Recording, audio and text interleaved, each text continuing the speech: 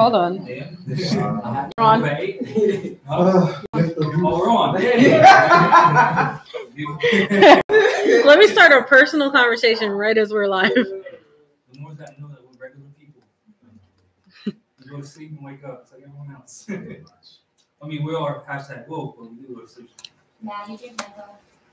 That's why I stay up. Welcome to Rise of the Moors. We've been doing this for a year, right? Something like that? Over a year. Over a year. We're working on a year and a half now. Strong. Not strong. Strong. Strong. All you beautiful faces in here. Imagine last year, none of you knew each other. A few years ago, none of us even knew that we were Moors. Now we know who we are. It's a profit, right? So today we're going to be talking about taxes. Keep this phrase in your mind. No taxation without representation. Now, a lot of us, before we figured out we were Moors and started studying jurisprudence and stuff like that, we had this idea that taxation is theft. Now, taxation without representation is theft. So today we're going to go in on that topic, the phrase, no taxation without representation. But of course, before we start, I'm going to do the things to be read at every meeting. Pow! That's the signal. The pow is the signal. To be read at every You want to come up meeting. here? On camera? Caveat emptor. Right. Want to sit down? You want me to stand or you sit? Do whatever you want. Just on camera. Moors are men, upright, independent, and fearless, who care for their loved ones and follow the prophet to a destiny which is not uncertain nor unknown. They are fortified by the impregnable doctrine built upon love, truth, peace, freedom, and justice. It is therefore folly at its greatest height for smelly culprits with their insidious plans to invade such realm. They try, but their own bad planning brings down wrath upon their heads like the swords of old Demosthenes. Intrigue and scurrilous cunnings find a difficult path to travel within the ranks of the Moors. This is so because the Moorish movement has been well planned by the prophet Noble Jurali, whose latent powers are abundant, unknown, and may be called into action as a matter of defense at any moment. Prophet Noble Jurali knows the people within his ranks who are interested. They are the vanguard of the movement as the Moorish hordes increase here in America. All of the Moors are active, not passive. A member's interest can only be in one direction, having traveled over the road years before the prophet knows where every member is along the road. A few feet below is another road where schemers work, where traders grin and culprits bask in the sun. They think they are on the same road with true Moors, but the Moors are high above the pinnacle where they might be the destructionists as they fall for the last time, and their bones bleach in the sultry midday sun. Hungry scavengers fly and hide, catch scent, devour, and leave crying out, caviar emptor, cast out the dead carcass. The Moors high above see the plotters, purveyors, the worst that exist, hurl themselves downward by their own works as the hawks wait. Islam. I'm glad to know that I have a few faithful Moors among you all, and I desire for them to know the truth and the divine truth. There is a host of jealousy about me in the movement now by the same people of our side of the nation that claim that I was only a joke and unreal. But now, since they have found out from the government officials and the nations of the earth that this is the only sole foundation that all Asiatics must depend upon for their earthly salvation as American citizens, they are working every scheme that they can to disqualify me so they can take charge of the situation. I have notified all things to you long ago in the past. It is through the faithful Moors that attribute to the movement and uplifting funds. The one that paid their divine respect to me and the movement will be remembered. This is why I'm calling upon all faithful Moors to increase their faithfulness to me, your prophet, and your divine Moorish movement. I need finance, and I need it badly. Never before have I needed finance so badly as I do at the present. So I can shove aside the discord that is facing the nation. It all comes through jealousy because of my fame and nobility. The nations of the world will not recognize the movement without I, the prophet, being head. It has been proven by my works, which I have performed in the past few years. Prophet Noble Jurali. Islam. This is the instruction from your prophet, noble Jerome. Be faithful unto your forefathers' divine and national creed, that you will be blessed for your good deeds that you sow in the flesh. Allah is the one that judges the world, and his judgment is on now. His judgment is now on, but the weak can comprehend it not. The end of time is drawing near, so says Allah to his divine prophet, I, noble Jerome. And that's why many hearts have been turned to stone, many ears have eyes to see, but cannot see, ears to hear, but cannot hear, lest they would be confounded of their sins. These are the trying hours now, dear Moors, and every evil spirit is moving, and they are trying every weak mind to overthrow and drive the true foundation that has been laid to cause confusion in the minds of the ones that do believe. But if you have the true love of Allah and the spirit of your forefathers, you fear not what you hear or see, but will sacrifice the utmost of your very life to protect your movement and your prophet. Watch your enemies, dear Moors. Your enemies are the ones that speak against your prophet and ridicule him to the very lowest, and the ones that speak against your divine and national principles of your temple. Act accordingly, and Allah will bless you for your good work. Peace. I hereby inform all members that they must end all radical speeches while at work in their homes or on the streets. We are for peace and not destruction. Stop flashing your cards at Europeans because it causes confusion. Remember your card is for your salvation. Failure to obey these orders will be of severe consequence. We are for love, truth, peace, freedom, and justice, and when these principles are violated, justice must then take its course.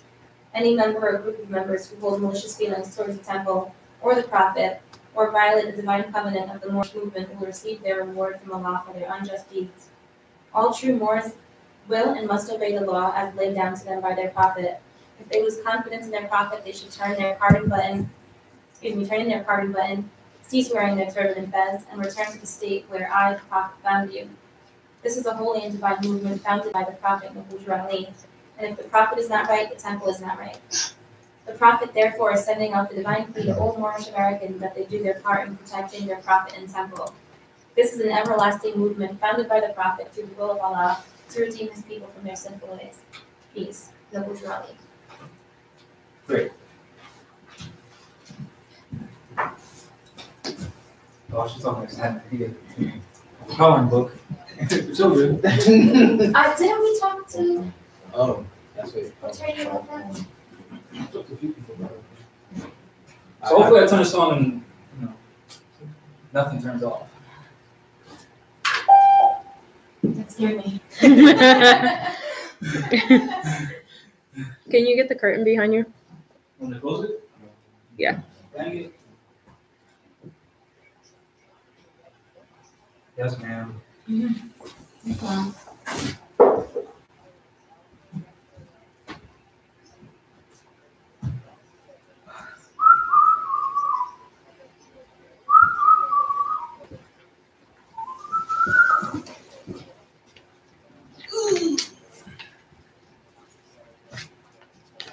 Who's ready for this fire?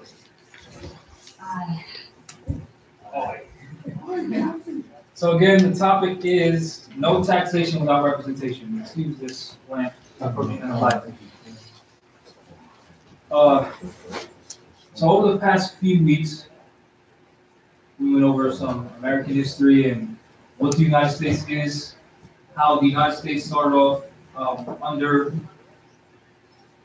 the jurisdiction of the Crown of Europe, and how after King James I of England was treating with the Sultan of Morocco, the English were allowed to have different commercial posts and ports within Moorish jurisdictions, or within Moorish dominions. Then we see King James, Jamestown, Virginia, 1607, right? Which around the same time, that's when King James was treating with the Sultan of Morocco, etc. Then over the course of the 1600s all the way up to the 1700s, while different European or Christian powers were treating with our Sultan, they were then allowed subsequently different colonies within North American soil.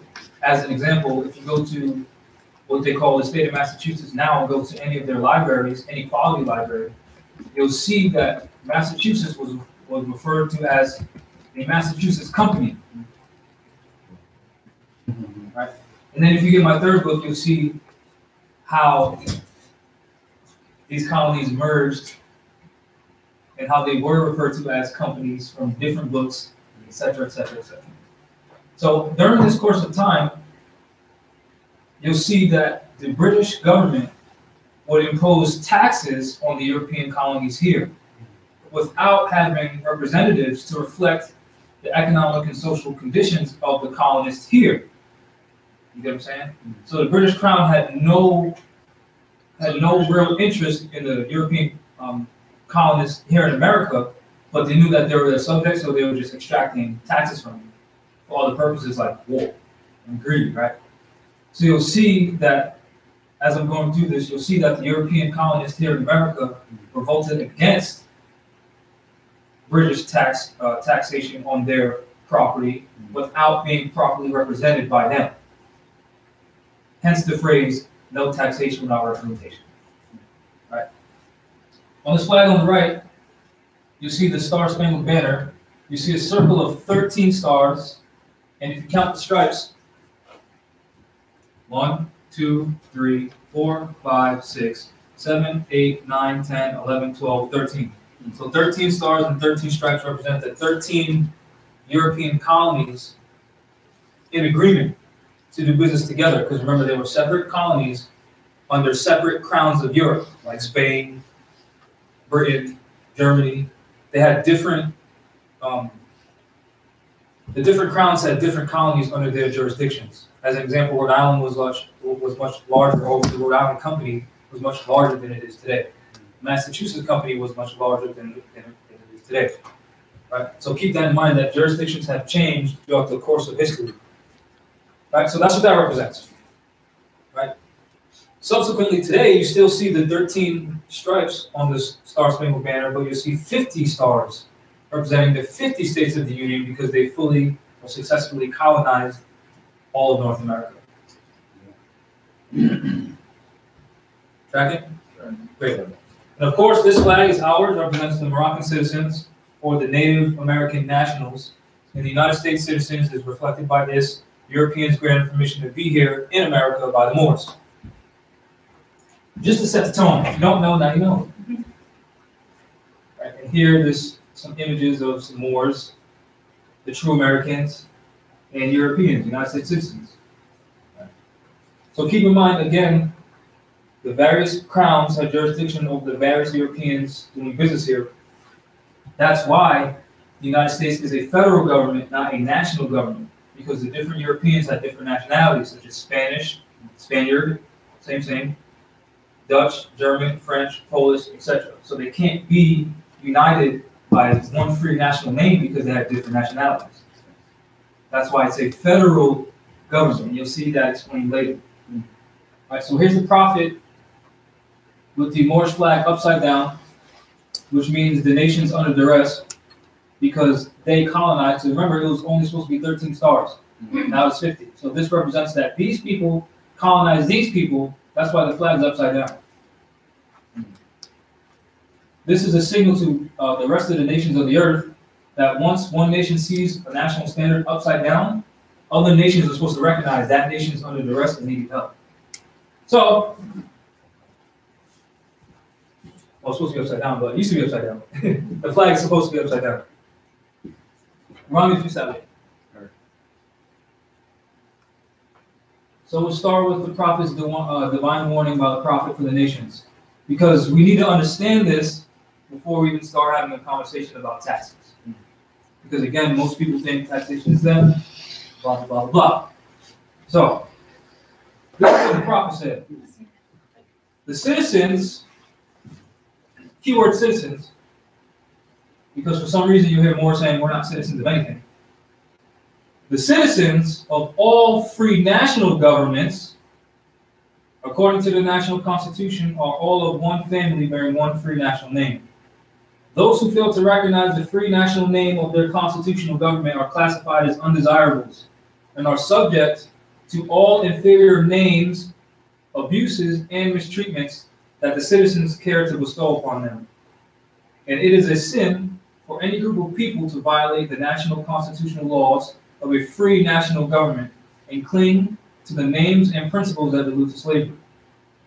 Now, I inserted this annotation so that people understand the prophet was very deep with what he was saying. So here is the definition of national government defined by Black's Law Dictionary, 4th edition, on page 1176.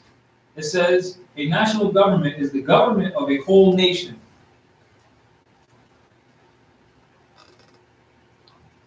Keyword nation. As distinguished from that of a local or territorial division of a nation or of the nation. And also as distinguished from that of a league or confederation. A national government is a government of the people of a single state or nation. So Brazil is a national government because only Brazilians are Brazilians. You know what I'm saying? Colombia is a national government because you got to be Colombian. Cuba is a national government because you got to be Cuban. The United States is not a national government. Right? United as a community by what is termed social compact, and possessing complete and perfect supremacy over all persons and things, as far as they can be made, as far as they can be made the lawful objects of civil government. Now here's the key right here. This is straight from the law book. A federal government is distinguished from a national government of a community independent and sovereign states united by compact. Now, what does the prophet say? All free what? National governments, as opposed to what? A federal government. Now, this is from a Wikipedia search. Let me just zoom in for the camera right quick. Federal government of the United States. Did I say national government of the United States? It says federal government of the United States. The United States is a federal government. Didn't the prophet say citizens of the free national government? So are you beginning to see that we're not citizens of the United States? Great. There's more pictures of the prophet with the flag, the Moorish flag, the American flag, and the Star Spangled Banner. And here's Michelle Obama with the same flags. Bill Clinton, the Moorish flag, in the back. And Hillary Clinton with the Moorish flag and the Star Spangled Banner in the back. That's the Moorish flag. So this is continuing what the prophet said. I, the prophet, was prepared by the great God Allah to warn my people to repent from their sinful ways and go back to the state of mind of their forefathers' divine and national principles, that they will be law abiders and receive their divine rights as citizens according to the free national constitution that was prepared for all free national beings. They're to claim their own free national name and religion. There's but one issue for them to be recognized by this government and of the earth, and it comes only through the connection of the Moorish divine national movement, which is incorporated in this said government and recognized by all other nations of the world. And through it, they and their children can receive their divine rights unmolested by other citizens, that they can cast a free national ballot at the polls under the free national constitution of the state government, and not under a granted privilege, as has been the existing condition for many generations. You who doubt whether I, the prophet, and my principles are right for the redemption of my people, go to those that know law, in the city hall and amongst the officials of your government, and ask them under an intelligent tone, and they will be glad to render you a favorable reply. For they are glad to see me bring you out of darkness into light. Money doesn't make the man. It is free national standards and power that makes a man and a nation. The wealth of all national governments, gold and silver and commerce, belongs to the citizens alone. And without your free national citizenship, national citizenship,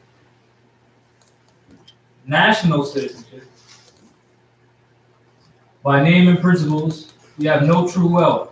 And I'm hereby calling on all true citizens that stand for a national free government and the enforcement of the Constitution to help me in my great missionary work, because I need all support from all true American citizens of the United States of America.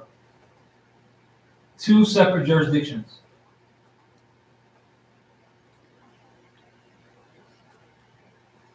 So remember, the official name of Mexico is the United States of Mexico. Where's Mexico? So Mexico is part of the United States of America. So when you hear the phrase Organization of American States, that's like saying the United States of America. Yeah. You know what I'm saying? Two separate entities. Additionally, we are a state. The definition of a state, as defined by the Black's Law Dictionary, is a group of people bound together by common law. So the different Moors of different territories, those are different states of people. Us united is what makes one free national government.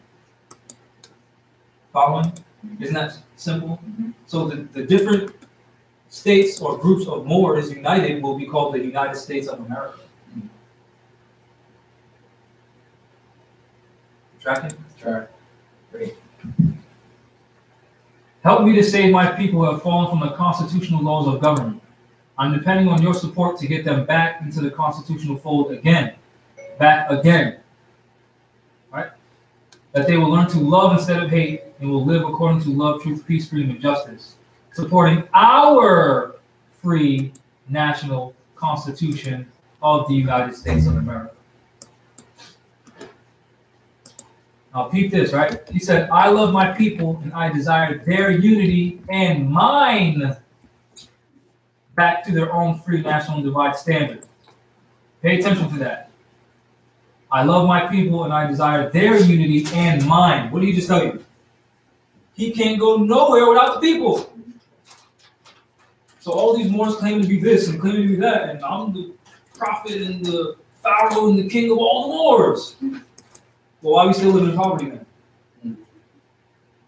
All right. The prophet insinuated that wherever the conditions of the people are, since he's of the people, that's the condition he's in as well. Right? Because day by day, they have been violating the national and constitutional laws of their government by claiming names and principles that are unconstitutional. I'm supposed to say if. If Italians, Greeks, English, Chinese, Japanese, Turks, and Arabians are forced to proclaim their free national name and religion before the constitutional government of the United States of America, it is no more than right that the law should be enforced upon all other American citizens alike, meaning so-called black people, as well as so-called white people. And all other governments, when a man is born and raised there and asks for his national descent name, and if he fails to give it, he is misused, imprisoned, or exiled. What does that sound like? Black people, right? Yeah. Any group of people that fail to answer up to the constitutional standards of law by name and principles, because to be a citizen of any government, you must claim your national descent name, because they place their trust upon issues and names formed by their forefathers. That's a direct reference to the Treaty of Peace and Friendship of 1786, 1787, etc. As an example, the Chinese people are forced or charged with confessing their free national name to the government of the United States because the People's Republic of China has a treaty with the United States. So if that Chinese person desires to be protected according to the trust, formed by their forefathers in the United States, they must confess to be Chinese. If they don't say they're Chinese, then that treaty don't apply to them. The same standard applies to anyone in any nationality. Meaning if Brazil and Cuba have a treaty together, and then there's a so-called Latino in Cuba, and he's not claiming to be Brazilian, well then the Latino laws apply to you, not the Brazilian ones. Which there ain't no such thing as Latino laws. You know what I'm saying? The word Negro deludes in the Latin language to the word nigger, the same as the word colored deludes to anything that is painted, varnished, and dyed. And every nation must bear a national descent name of their forefathers, because honoring thy fathers and thy mothers, your days will be lengthened upon this earth. And you'll see this statement, right? Every nation must bear a national descent name of their forefathers. You'll see this in the IRS documents that I'm going to show you later when it comes to tax exempt status. They enforce principles of nationality on their documents. So you'll see exactly why the prophet is saying what he's saying. Right? I'm not saying the IRS is lawful. I'm just saying, although they're colorable, their documents still abide by some type of international law. These names have never been recognized by any true American citizen of this day. Through your free national name, you are known and recognized by all nations of the earth that are recognized by said national government in which they live.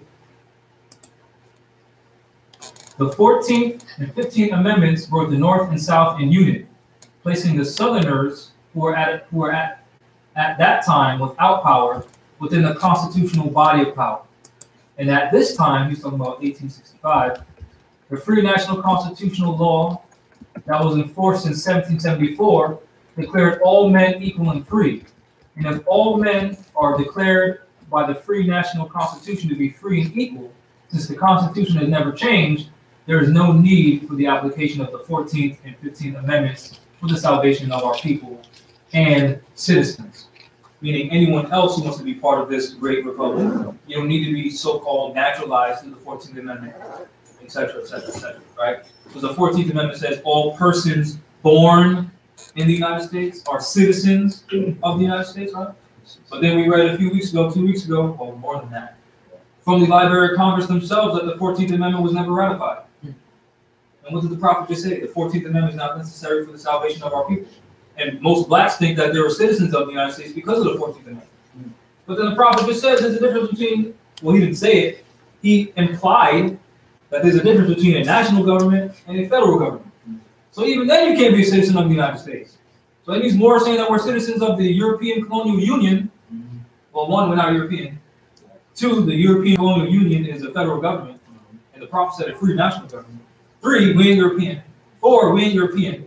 Five, yes, we ain't European. Right? European. So there's but one supreme issue for my people to use to redeem that which was lost. And that is through the above statements. He said nationalize. Right?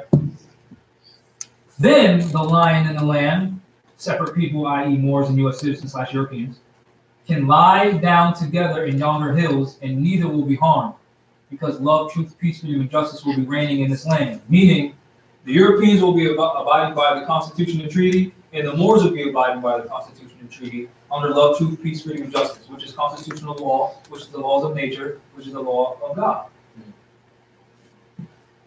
In those days, the United States will be one of the greatest civilized and prosperous governments of the world. But if the above principles are not carried out by the citizens and my people in this government, two separate jurisdictions, citizens, United States citizens, and my people, Moors, the worst is yet to come, because the great God of the universe is not pleased with the works that are being performed in North America by my people. And this great sin must be removed from the land to save it from enormous earthquakes, diseases, etc. Wow. And I, the prophet, do hereby believe that this administration of government, right, meaning the government he established, meaning the Moorish Science Temple of America, which is a municipality, which is government, right, being more wisely prepared by him, because he was schooling everybody, by more genius citizens that believe in their free national constitution and laws, and through the help of such class of citizens. I, the prophet, truly believe that my people will find the true and divine way of their forefathers and learn to stop serving carnal customs and merely ideas of man that have never done them any good, but have always harmed them. So I, the prophet, am hereby calling aloud with a divine plea to all true American citizens, meaning Moors and Europeans granted permission to be here, to help me to remove this great sin which has been which has been committed and is being practiced by my people in the United States of America, because they know it is not the true and divine way, and without understanding they have fallen from the true light into utter darkness of sin, and there is not a nation on earth that will recognize them socially, religiously, politically, or economically, etc., in their present condition of their endeavorment in which they themselves try to force upon a civilized world.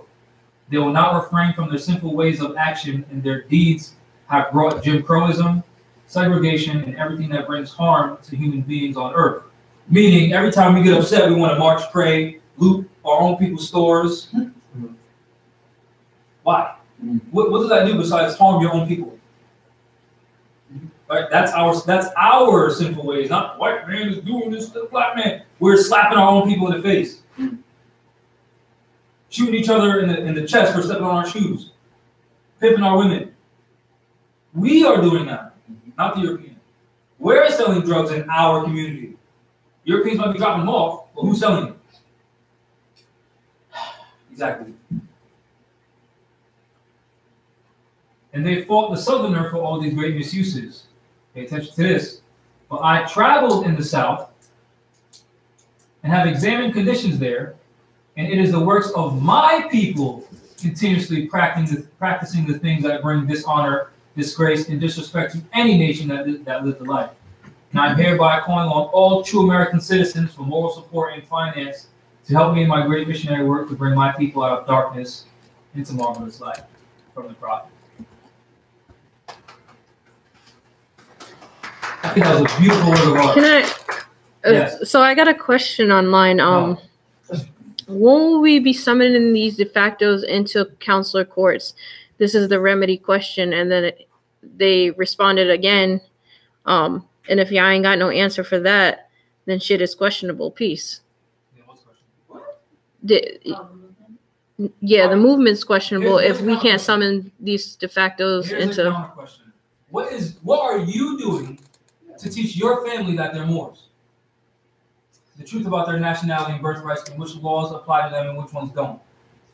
So that we can unify and enforce whatever it is that we need to enforce on these Europeans. Because we can't do it divided. So what are you doing to teach our people about this information? Because if you don't answer that, then your actions and your questions are questionable. Right? That's a fair statement, right? Yes. Great. Now let's continue. No taxation without representation. Now there might be typos in this, but I wrote this last night. Literally. And I finished this morning. That's good. It's only 12 pages, no big deal. 1 page 5. So we're basically halfway done. Keep this in your mind, please. No taxation without representation.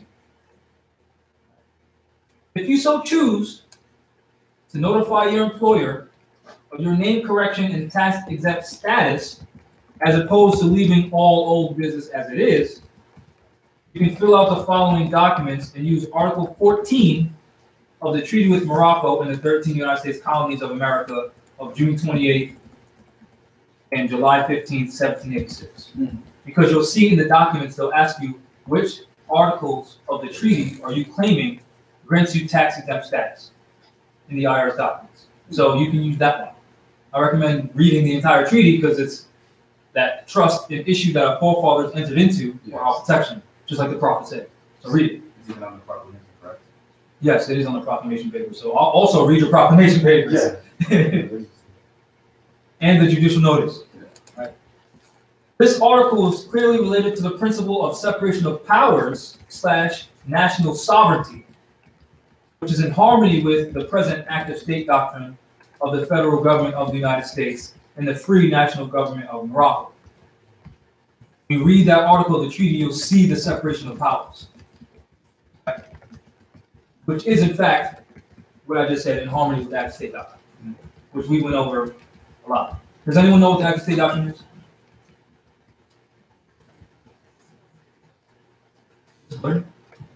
No. United States doctrine. The active state doctrine. Active state doctrine. Yeah. Huh? No. It's just something on my list. Okay. So please write this down. I'll try to say it slow there. I know it's too fast. The Act of State Doctrine was derived from a case involving the government of Cuba after they nationalized. After Fidel Castro nationalized Cuba. Big peace to Fidel Castro.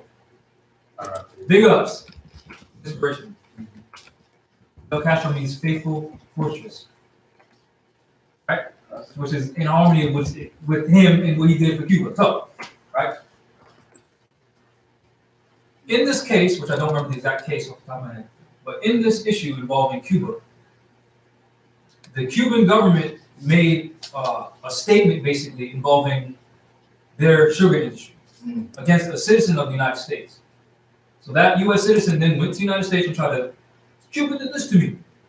So the United States Supreme Court ruled that every sovereign nation state, or you could just say every nation, or you can just say every state, every sovereign nation state, or every sovereign state is to recognize the sovereignty and independence of every other sovereign nation state. You tracking? Sure. In the courts of one government will not judge the actions of another government on their own homeland. Period. Yes.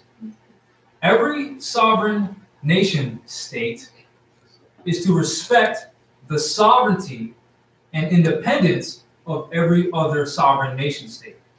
It's the same thing we're studying about economics out there. In the courts of one government, which means the people of one nation, will not judge the actions of another government, meaning the people of another nation, for their actions on their own homeland. So when Cuba said, this is our land, blah, blah, blah, and that European citizen tried to go cry to the United States, the Supreme Court said we don't have jurisdiction because that's Cuba. They nationalized it. Yeah. Tracking? So as Moors, no nation could say, well, the Moors shouldn't be doing that because this is our homeland. Tracking? Active state doctrine.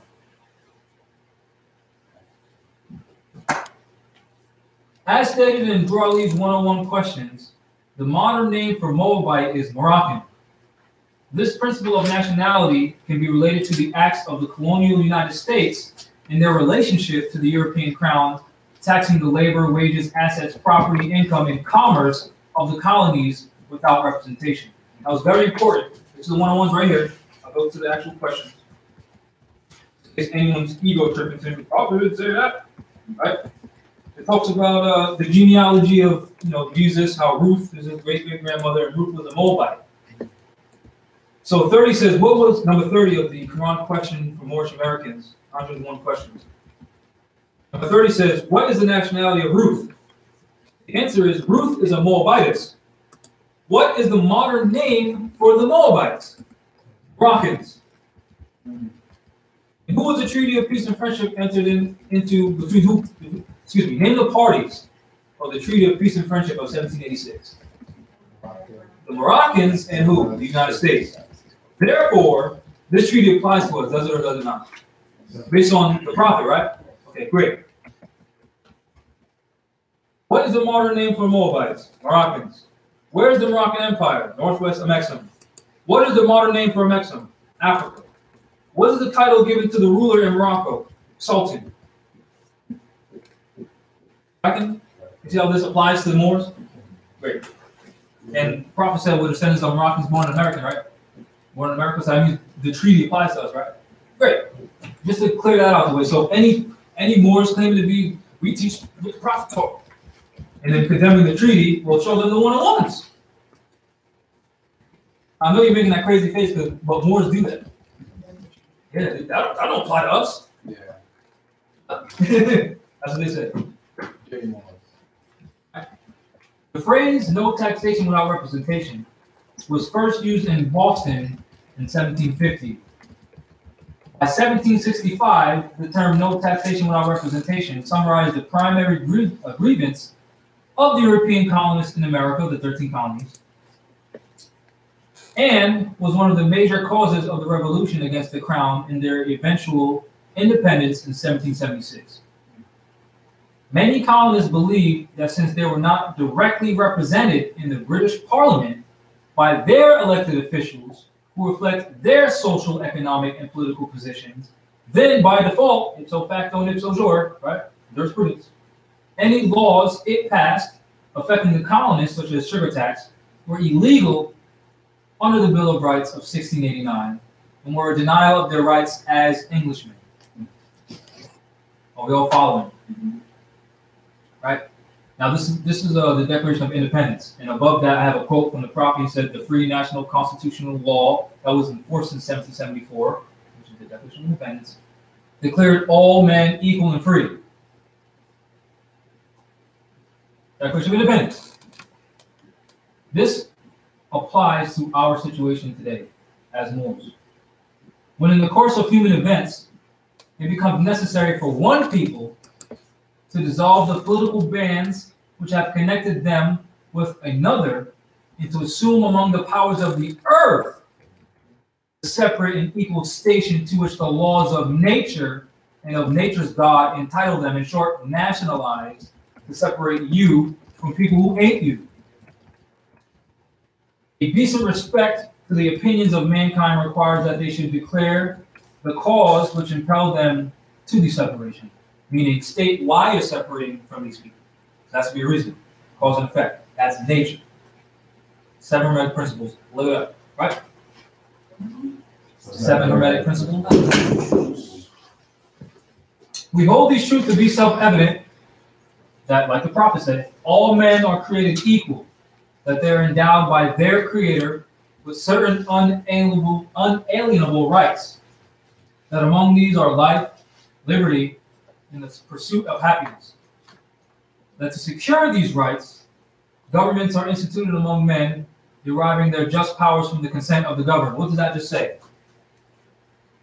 Government's sole duty towards the people is to secure the people's pre-existing rights.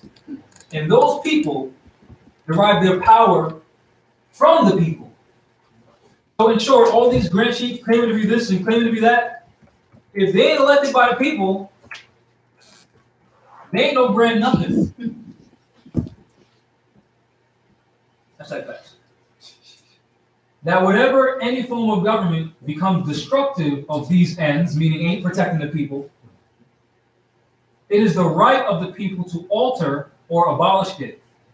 Now remember, this applied to them during the colonial times when the crown was raping it, right? Things have changed, and not all of this document applies to us, but some of the principles do. Right? And to institute new government, laying its foundation on such principles and organizing its powers in such form as to them shall seem most likely to affect their safety and happiness. Prudence, indeed, prudence, indeed, will dictate that government long established should not be changed for light and transient causes. And accordingly, all experience hath shown that mankind are more disposed to suffer, while evils are sufferable, than to right themselves by abolishing the forms to which they are accustomed, which is what the prophet said, my people keep doing this themselves. Right? And then when you read the chapter on misery in the Quran, it talks about it's that lower self nature to just want to be miserable and play the victim in the 400 years, and we're victims of this and that, and we're victims, and we're victims, and the white man's doing this, and the white man's doing that, and we never take any responsibility. But when a long train of abuses and usurpations, pursuing invariably the same object in vice, Let me say that. In vices? No. I'm saying N when it's going in there. It's a V.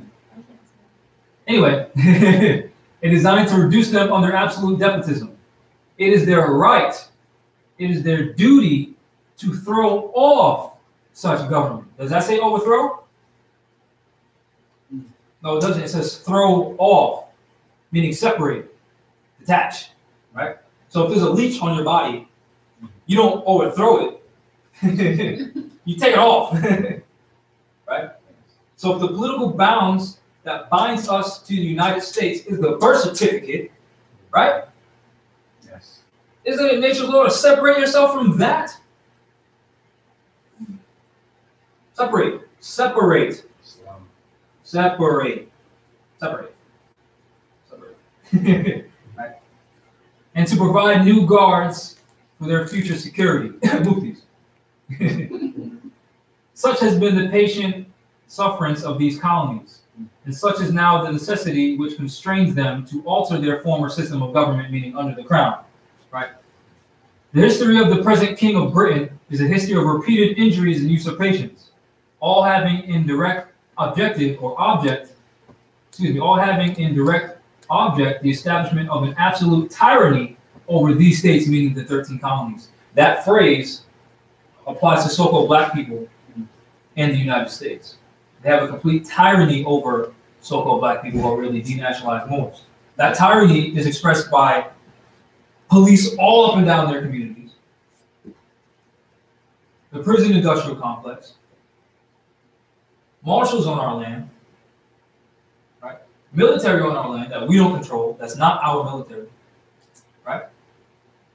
Etc. To prove this, let the facts be submitted to a candid world. They were expressing this to the world. This is what we're suffering from. This is what the colony stated, right? And these dots mean there's some things that I didn't put in because this document's crazy long. But some of the things that they wrote about what the crown is doing to them apply to us. When we say he, they're talking about the King of Britain. He has erected a multitude of new offices and sent hither swarms of officers to harass our people and eat out their substance. The cops, all up and down our streets, pulling us over. Here's the ticket. What are they doing? They're taking away your substance, which is that Federal Reserve note, which represents your energy. Parking tickets. You don't gotta muffle it or seat out the ticket or whatever they say. Right? You don't got insurance. Here's the ticket. Your license is expired. Here's the ticket. Right? You don't got a license to do business. Here's a ticket. Here's a fine. Here's a fee. We don't like those people. Raise your hand if you elected one of these policy enforcers out here. I don't know. Then why do they call themselves officers? Because when you read the definition of officer in the law book, you have to be elected or appointed. So who appointed you? Right? He has kept amongst us in times of peace standing armies without consent to our legislators. Now, didn't we sign a peace treaty with the United States? So why are there military people here? Oh. He has combined with others to subject us to a jurisdiction foreign to our own constitution and unacknowledged by our laws, giving his assent to their acts of pretended legislation, colored law. For quartering large bodies of armed troops among us, the police, martial law, right? That's the military. For protecting them by a mock trial, for punishment for any murders which they should commit on the inhabitants of these states. So every time these policy enforcers kill a so-called black man, they do that mock trial and they get paid time off. Mock trial, paid time off. The Crown's doing this. Remember, 1861, Europeans overthrew the other Europeans here. Exactly. So these people that are doing it to them, overthrew them and started doing it to us. For imposing taxes on us without our consent, for depriving us in many cases of the benefits of trial by jury, which if you're a Moor and you go to court, you see how people getting ran through the system like processed meat. He has abdicated governments here by declaring us out of his protection in waging war against us, emergency war powers, right? Camera woman?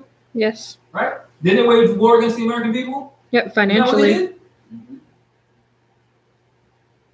He has plundered our seas, ravaged our coast, burned our town, so-called Black Wall Street, and destroyed the lives of our people. Gentrification, Section 8 housing, the projects, the hoods, the ghettos.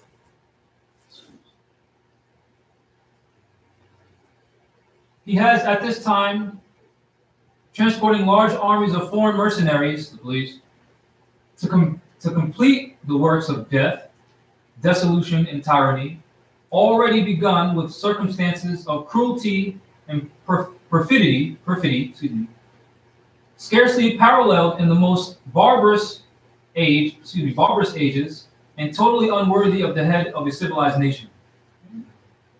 He has constrained our fellow citizens taken captive on the high seas to bear arms against their own country, to become the executioners of their friends and brethren, or to fall themselves by their hands. Now, what did it do with so-called black people in the military?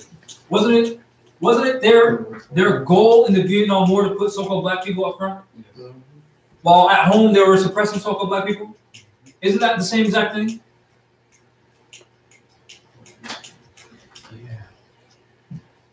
He has excited domestic insurrections amongst us and has endeavored to bring on the inhabitants of our frontiers the merciless Indian savages, whose known rule of warfare is an undistinguished destruction of all ages, sexes, and conditions.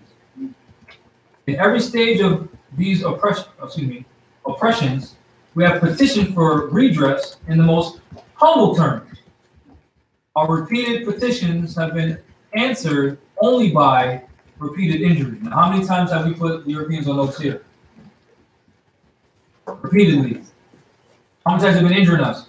Repeatedly. We, therefore, the representatives of the United States of America in General Congress assembled, appealing to the Supreme Judge of the world. That's where they got their GD authority from. For the rectitude of our intentions, due in the name and by authority of the good people of these colonies, solemnly publish and declare that these united colonies are and of right ought to be free and independent states, that they are absolved from all allegiance to the British Crown, and that all political connection between them and the states of Great Britain is and ought to be totally dissolved. Does that sound like authenticating a birth certificate and going to them to verify any documents? Are they doing any of that? Are they filling out any forms? No. Sure. And that as free and independent states, they have full power to levy war, conclude peace, contract alliances, establish commerce, and to do all other acts and things which independent states may of right do. And for the support of this declaration with a firm reliance on the protection of divine providence, foresight, we mutually pledge to each other our lives. Let me just read that again. We mutually pledge to each other our lives, our fortunes, and our sacred honor. How the Moors ain't saying that to each other?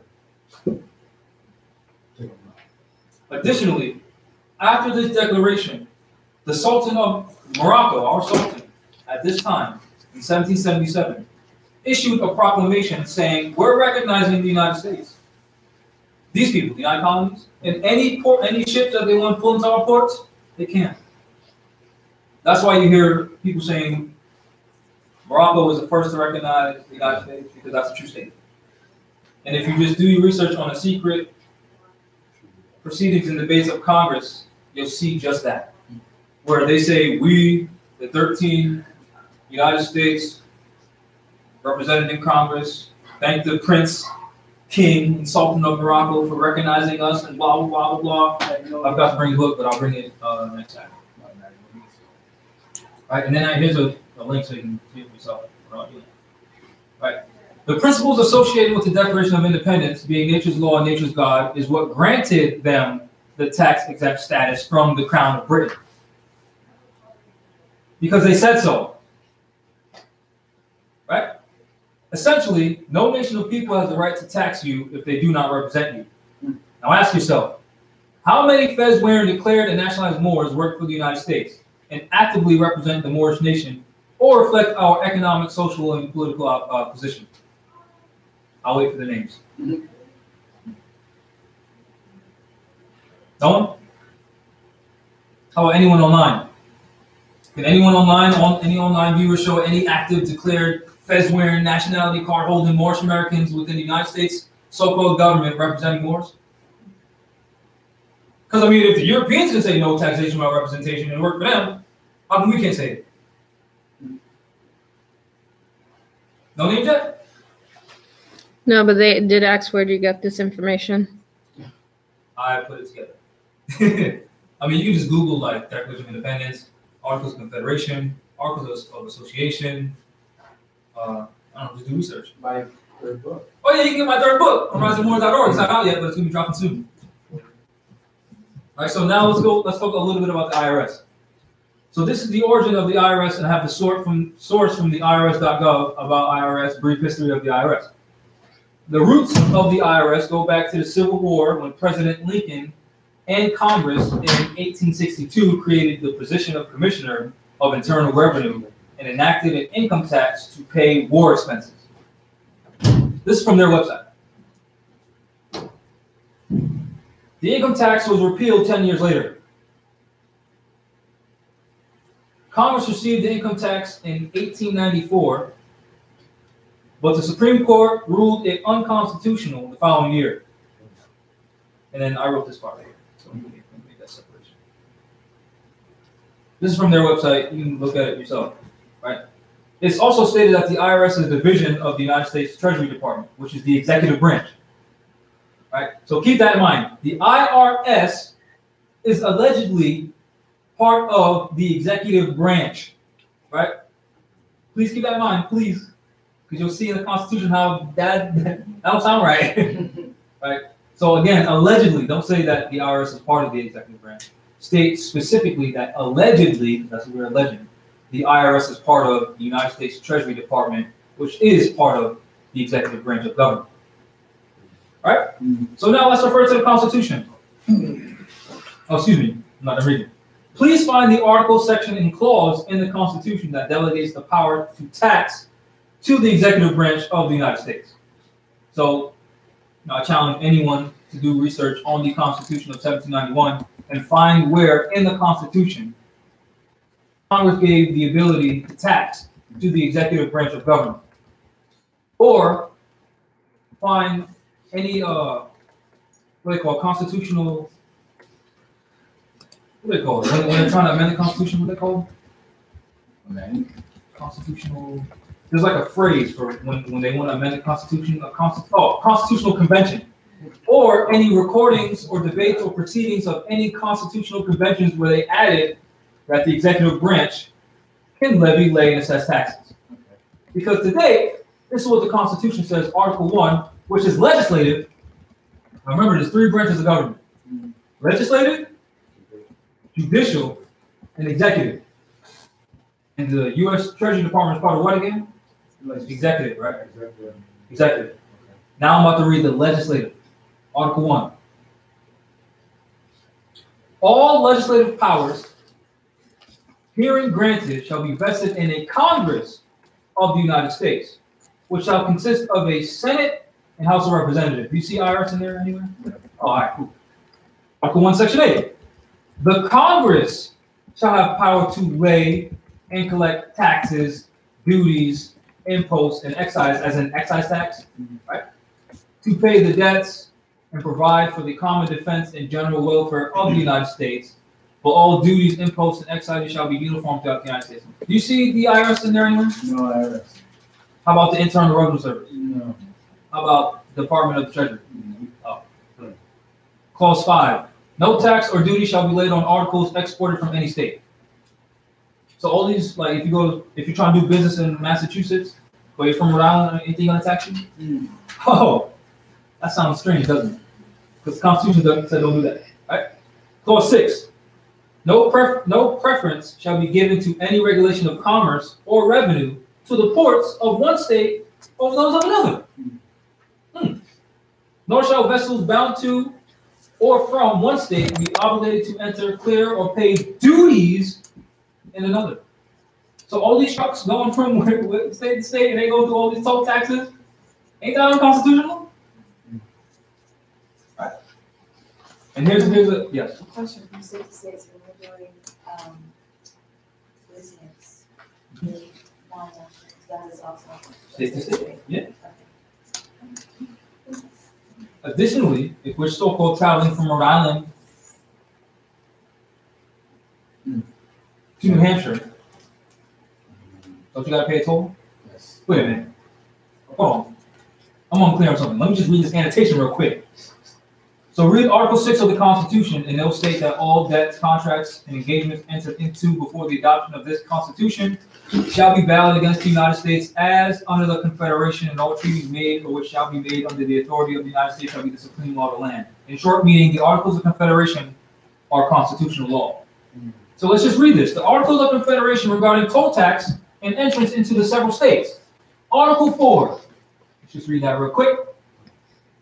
The better to secure and perpetrate mutual friendship and intercourse amongst the people of the different states in this union, the free inhabitants of each of these states. They don't say citizen, free inhabitants.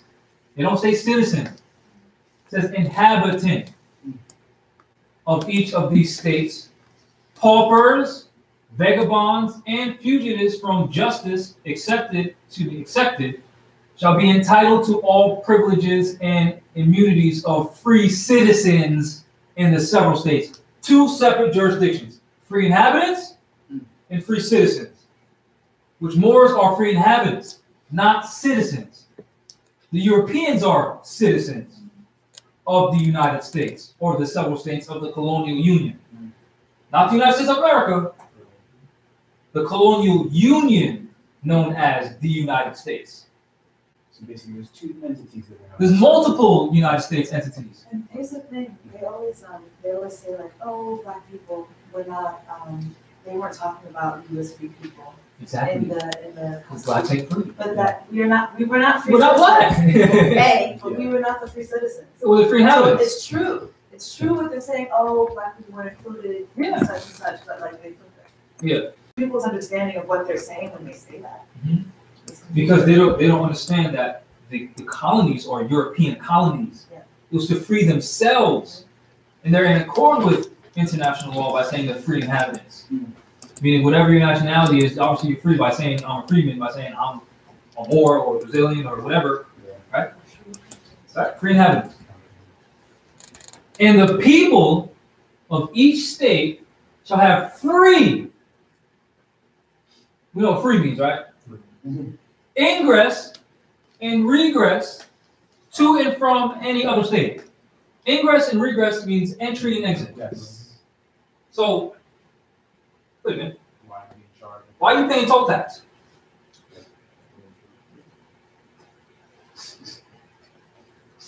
Right? So you going to wherever you're going, and the DOT sends you something in the mail. Oh, you forgot to pay this. They're a taxpayer. You forgot to give us $1.25. You forgot. What do you respond to them with? The free inhabitants shall have the right to free entry and exit into every other state. So what are you talking about? IOUA, right? And shall enjoy therein, blah blah blah blah blah, the privilege of trade and commerce, blah blah blah blah blah. That was the point. Continue with Article 1, Section 10 of the Constitution. No state shall enter into any treaty, alliance, or confederation, grant letters of marque and reprisal, coin money, emit bills of credit, or make anything but gold and silver coin a tender in payment of debts. Now, none of that mentioned anything about the IRS, right?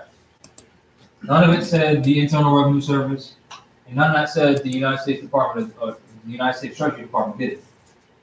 Talking about taxes, none of that said any of that, right? Just to set the standard, who gave the IRS the authority to tax anyone? Right?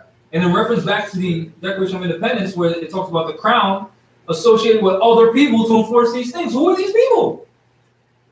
Right? Now, the W-4. This says, on the W-4 it says this. Department of the Treasury. That's what it says on it.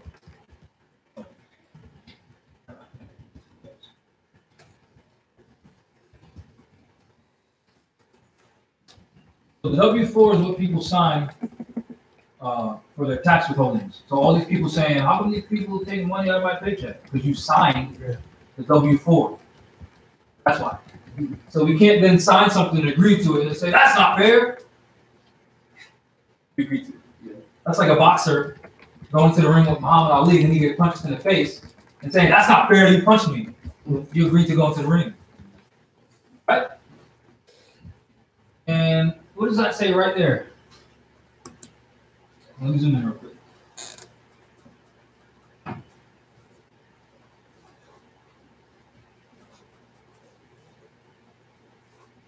What does it say right there? Internal Revenue Service, right? Now, this is for taxes, right? Where in the Constitution did it say that the U.S. Treasury and the IRS can do this? Nowhere. Okay.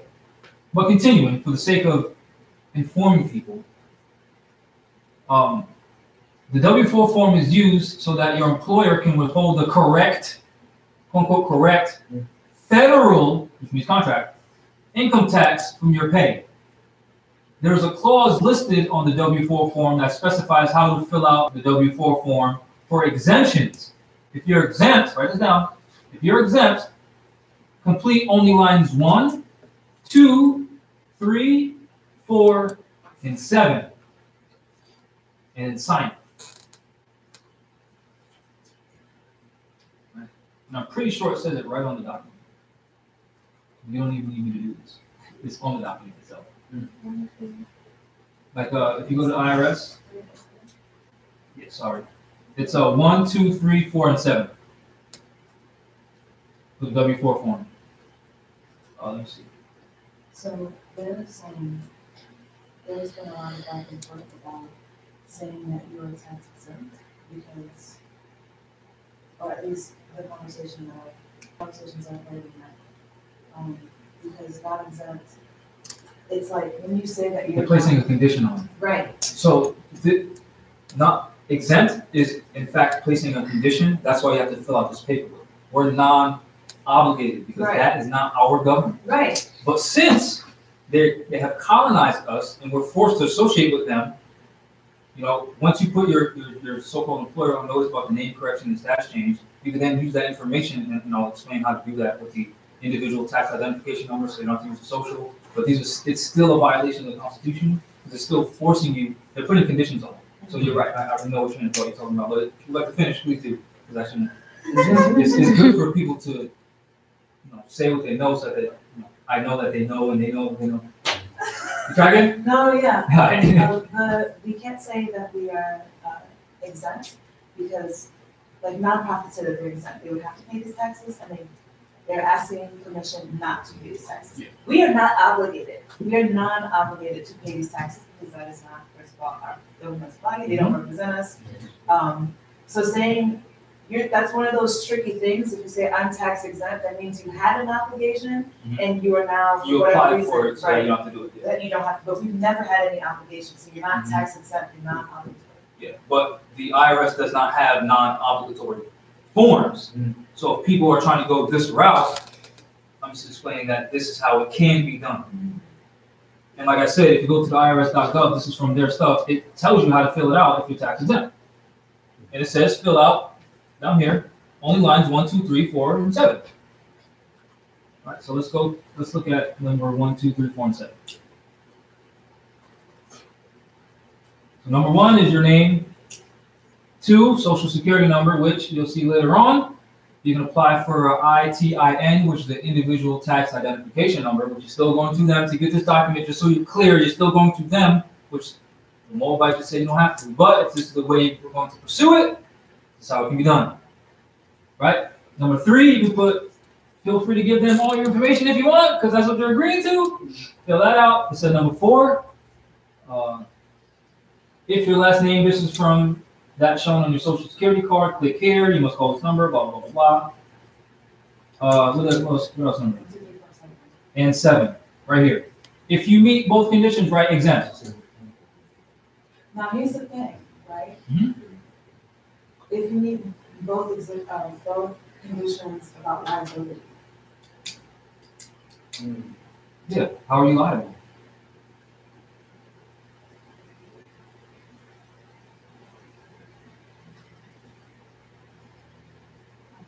So it's you're making a statement that last year you had no tax liability, and this year, because remember you're transitioning, so you have already accepted the refund, right? Blah blah blah blah. Like I explained that. Right, then here's the exemption from withholding, right? this is from their website as well. All this I'm about to read is from the IRS website themselves. I'm not making this up.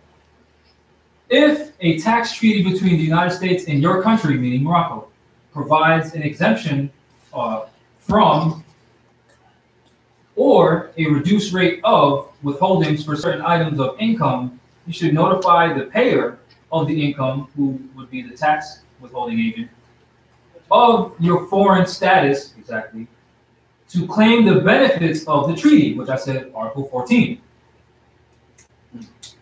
Generally, you do this by filing the form W8BEN, Certificate of Foreign Status of Beneficial Owner for United States tax withholdings with the withholding agent. Right? Now, this is where most people will fit in, because we're not trying to use that via social. If you do not have a social security number, because once you put your so-called employer on notice of your status change, saying you were misidentified as this straw name, that means you no longer have a social security number. So if you want to continue working within their system, according to their rules, you can get the ITIN, which is the Individual Tax Identification Number, right? So if you do not have a social security number and are not eligible to get one, you can get an Individual Tax Identification Number. To apply for an ITIN, file Form W7 with the IRS. It usually takes 4 to 6 weeks to get an ITIN. To claim certain treaty benefits, you must complete line 5 by submitting an SSN or ITIN, or line 6 by providing a foreign tax identification number. No, because when you apply for the W7, which is getting the ITIN, it doesn't ask for one. And so we'll go with that right now. Because remember, you no longer have that by issuing that name correction in the judicial proclamation. Yeah. So it's very self-explanatory. You'll check if you're applying for a new one, which if you're transitioning from thinking that you are a citizen and trying to get an ITIN for tax purposes, then you'll be applying for a new one. Then you fill out one of these. Either you're a non-resident alien required to get one to claim a treaty benefit, which we're non-residents and we are foreigners to the United States. Just because they're on our land does not mean we're not foreigners to them. As an example, if we go to China, right? If Moors go to China, the Chinese people will say you're foreigners, even though we're on their land. Tracking? Yeah. Right. So, since the Europeans are foreigners to us, we're foreigners to them. So on their paperwork, we have to refer to ourselves as aliens. If you're agreeing to fill out, again, their paperwork. And again, non means not, res means a thing, indent is short for identified. So we are non-residents, because if they type in Jamal Abdullah Bay, nothing's going to pop up in their system because I'm not a resident. Tracking? So don't be offended by these words. Know what they mean. Because you'll hear a lot more saying, I don't like that word, because you don't know what it means. Either you fall into that category, either you're a non-resident alien filling a U.S. federal tax return, or you're a U.S. resident alien, blah, blah, blah, blah, based on the days present in the United States, filling a U.S. federal tax return. You're a dependent of a U.S. citizen or alien, enter the SSN or the ITIN of the U.S. citizen. You're a spouse of a U.S. citizen. You're a non-resident alien student, professor, or researcher, filling a U.S. blah, blah, blah. You're a dependent or a spouse of a non-blah, blah, blah, blah, or other, where you can put Moorish American national. Or you can just check A. Right? Additional information. For A, enter treaty country, Morocco, and treaty article number with the Jamal tell you, 14. And or read it. It means your treaty, our treaty. So read it so you can put any other articles. Remember, this is based on your competence. How are you going to fill it out? Not what Jamal told you to fill out.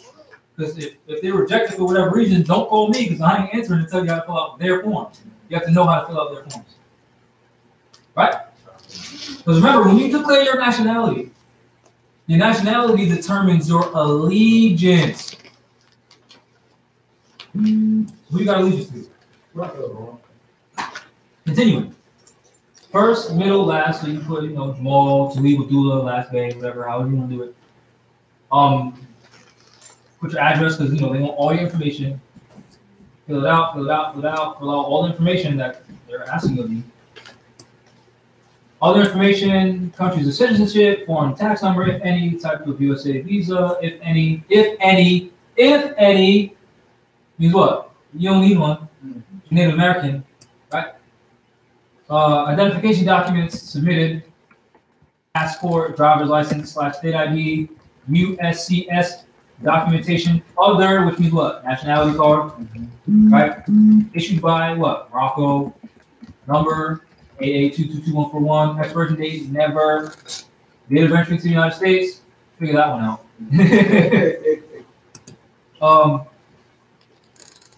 Have you previously received an ITIN? Most likely no.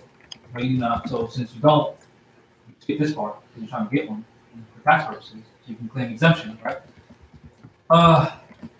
Name of college, university, or company, see instructions. So you can skip that. Then you sign. So as you can see, it's not asking you for a social. Because Moors don't have them. Blah, blah, blah, blah. So you fill this out. Then if you get a ITIN, if they give you one, then you can fill out the W-8 bin. Which talks about what? Exemption. True. Now this is for Moors who still work for the Europeans and exercise their Moorish rights. Again, this is where so again, you just fill out again your Jamal Tiboudoula Bay, Morocco, your mailing location, the European state, blah blah blah. It's pretty self-explanatory. Then here's where you put the TIN if they approve it for you, the ITIN. So instead of using a social, blah blah blah, use this number. Date of birth, blah blah blah blah. Fill out this information. That's it. It's just one page. Right? Then here's the file exemptions on your return. So if you claim treaty benefits that override or modify any provisions of the IRS Revenue Code, and by claiming these benefits, your tax is or might be reduced to what? 0. You must attach a fully completed Form 8833 treaty-based return position disclosure under section, that's their codes, to your tax return. Again, this is from their website. See exemptions below for the situations where you are not required to file this form. You must file a U.S. tax return and Form 8833 if you claim the following treaty benefits: a reduction to 0 or modification to 0, and the taxation of gain or loss from the disposition of a U.S. real property interest based on a treaty. So this would also apply to Mexicans in Texas. Because if you read your treaty of Guadalupe and Hidalgo, I'm pretty sure it's Article 8 of the treaty, I may be wrong, read the whole thing for yourself, states that Mexicans have land rights in Texas. Because this is Moorish dominions. Right? A change to the source of an item of income or deduction based on a treaty. A credit for a specific foreign tax for which foreign tax credit would not be allowed by the International Revenue Code. You must also file Form 8833 if you receive payments or income items totaling more than $100,000, and you determine your country of residence under a treaty and not under the rules of determining alien tax status. So let's click on that. Open that document up. Is everyone following so far? Very simple, right? It's not complicated at all. So these people selling packages, I'm going to make you sovereign and tax exempt. It's not that complicated. I'm pretty sure this document is one page too. Yep, it's one page. So again, very simple, very self-explanatory. You put your name, you put that tax number, that ITIN that hopefully they approved you for because they can reject you or not because of their system. This, that, this. Right, then you would check which one applies to you. The taxpayer is disclosing a treaty-based return position as required. So you check that, right?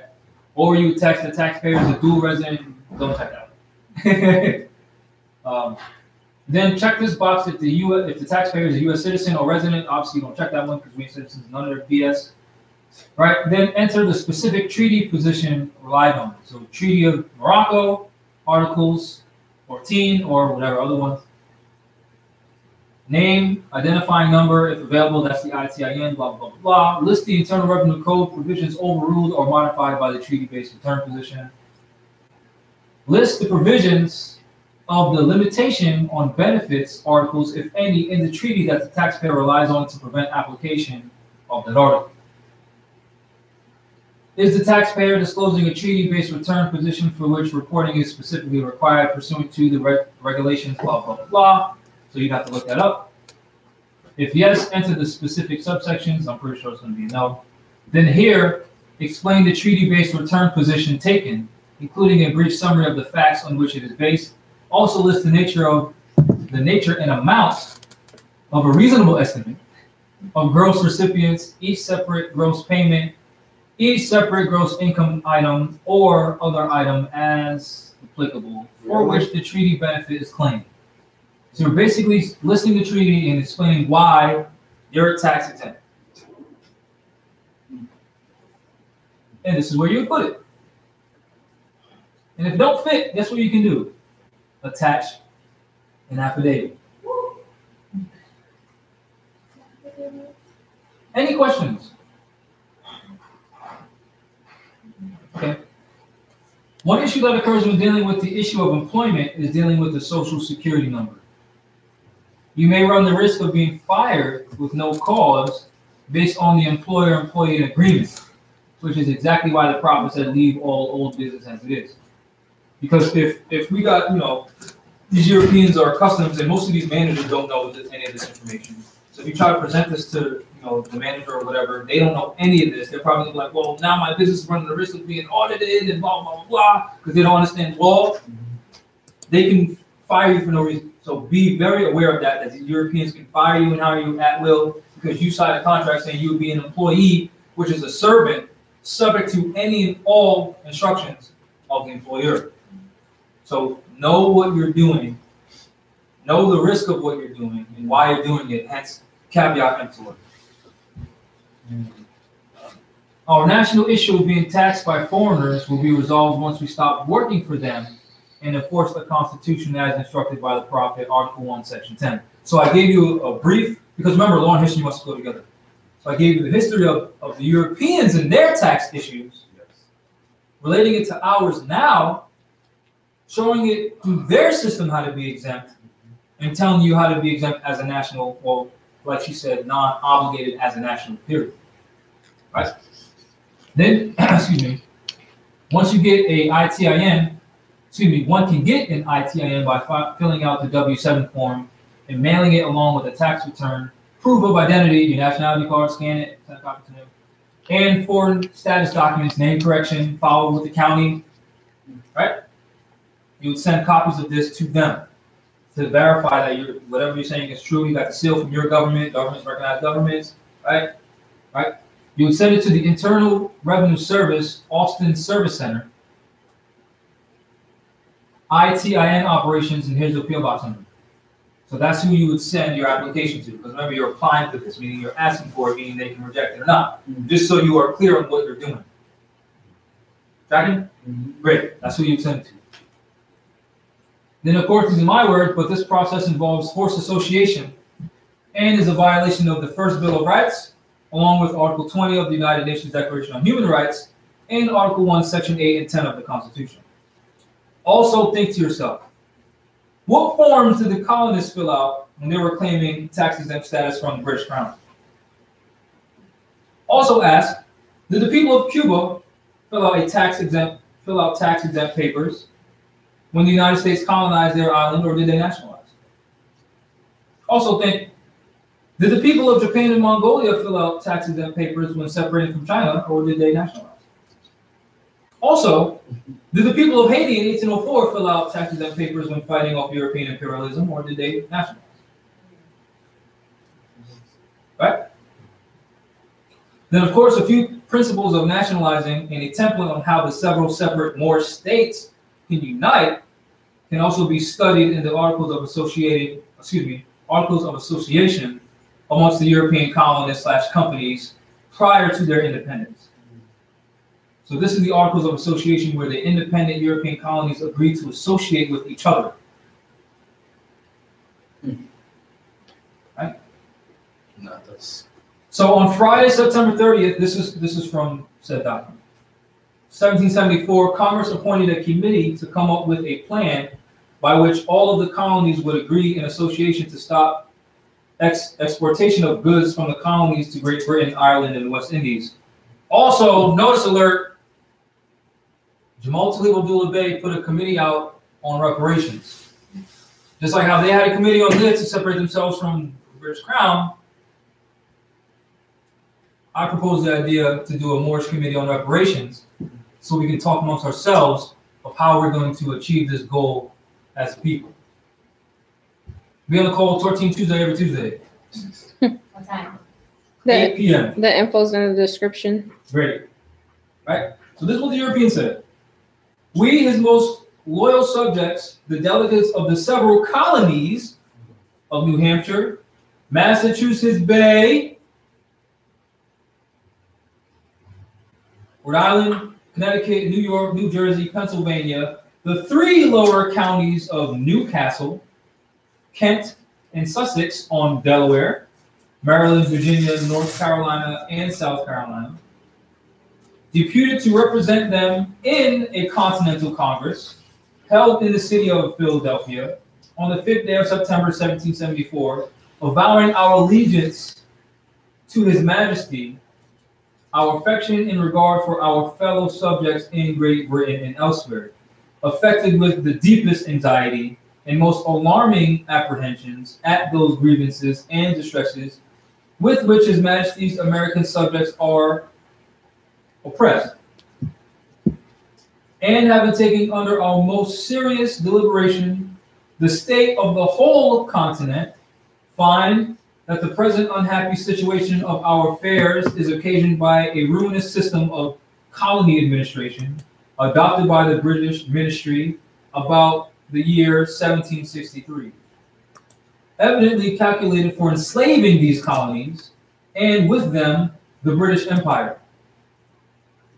In prosecution of which system, various acts of Parliament have been passed for raising a revenue in America. Internal Revenue Service? Oh. For depriving the American subjects, in many instances, of the constitutional trial by jury, exposing their lives to danger by directing a new and illegal trial beyond the seas, maritime law, for crimes alleged to have been committed in America, and in prosecuting of the same system, several late cruel and oppressive acts have been passed respecting the town of Boston and the Massachusetts Bay, and also an act for extending the province of Quebec so as to border on the western frontiers of these colonies, establishing an arbitrary government therein, and discouraging the settlement of British subjects in that wide extended country. Thus, by the influence of civil principles, and ancient prejudices, we dispose the inhabitants to act with hostility against the free Protestant colonies, whenever a wicked ministry shall choose so to direct them. To obtain redress of these grievances, which threaten the destruction of our lives, liberty, and property of His Majesty's subject in North America, we are of opinion that a non-importation, non-consumption, and non-exportation agreement faithfully adhered to, faithfully adhered to, will prove the most speedy, effectual, and peaceful measure, and therefore we do for ourselves and the inhabitants of the several colonies whom we represent firmly agree and associate under the sacred ties of virtue, honor, and love of our country as follows. You people that said that a non-importation, non-consumption, and non-exportation agreement faithfully adhered to will prove the most speedy, effectual, and peaceful measure. You see how they're saying, instead of filing any documents as individuals, how about we just stop associating with them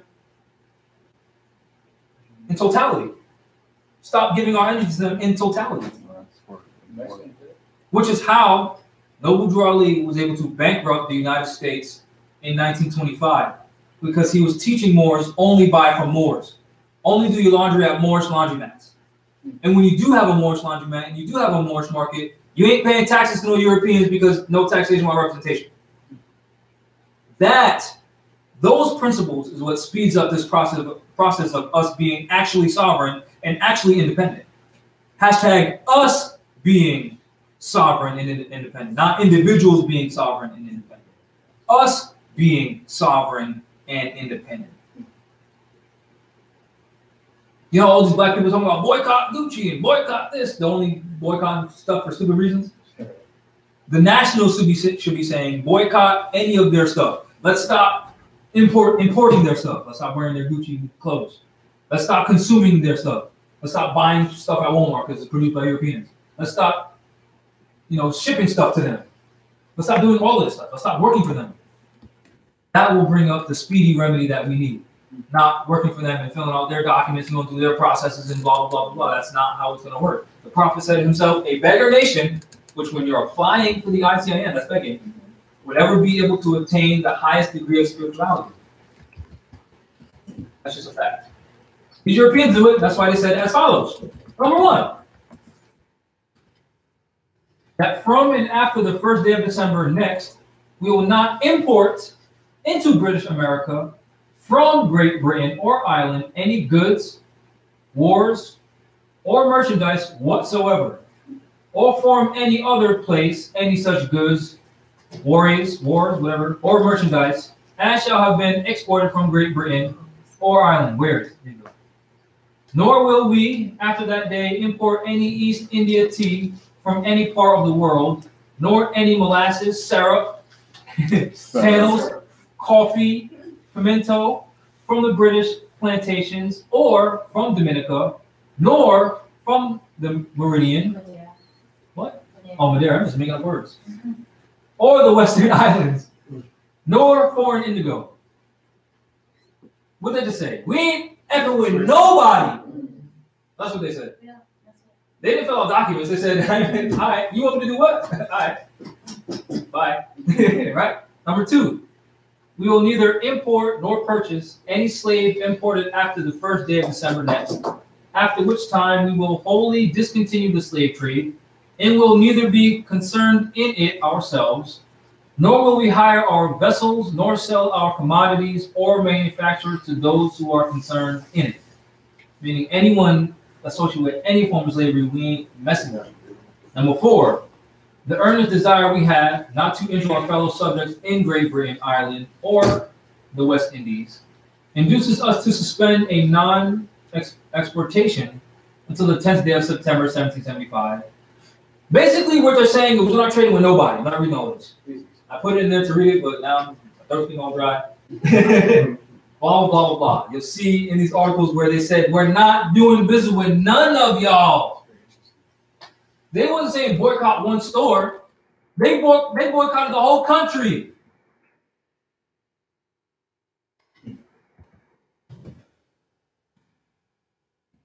That's it. Stay up online there. One question at a time. What does it up online there? Yes. Yes. Can we open the lights? Yes, please turn the lights. Do we need a break? Yes. All right. 10-minute break. I just break. Be back at 3:10. That's more than 10 minutes.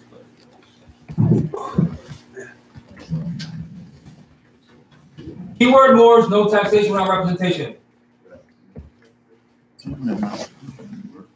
Yes, I did that first.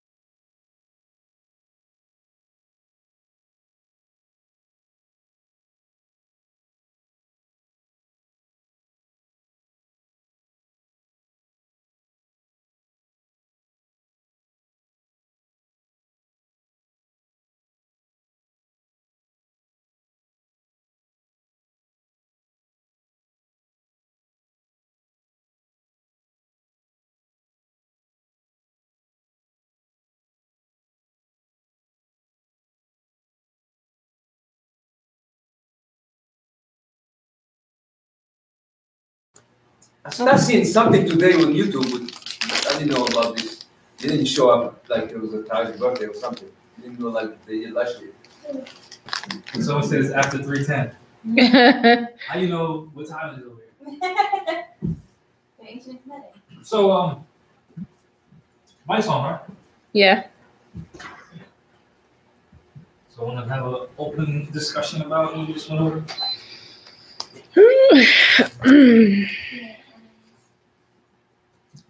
Yes.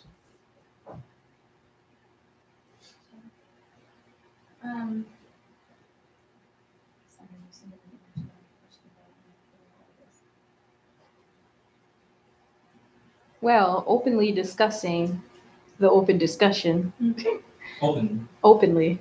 I think that we should start as a people striving to make our own businesses so we don't have to deal with what to do with their system, and just start paying into our own government once it's established, and until it's established, start paying into our own businesses and supporting each other. Then we can circulate our dollars better. Yeah. Or our currency, whatever we so choose. You locked up again?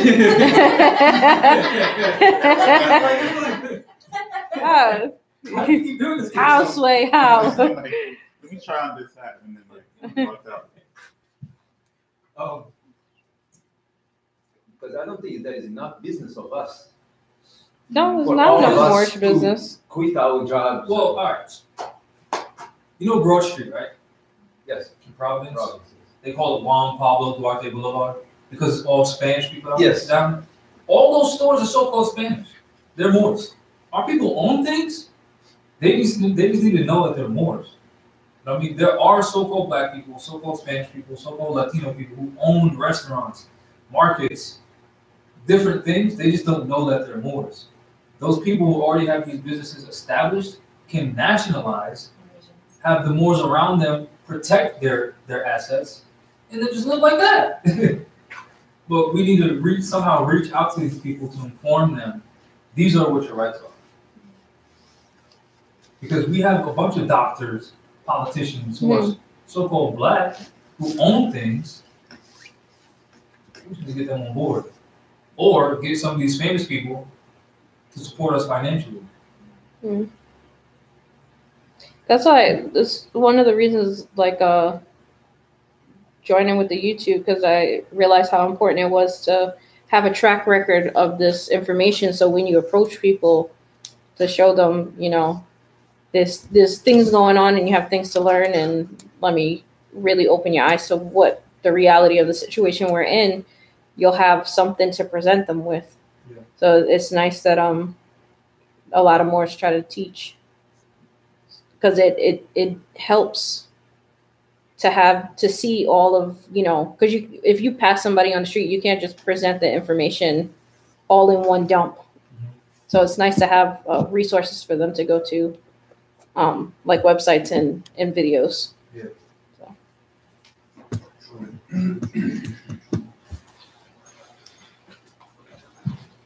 I mean,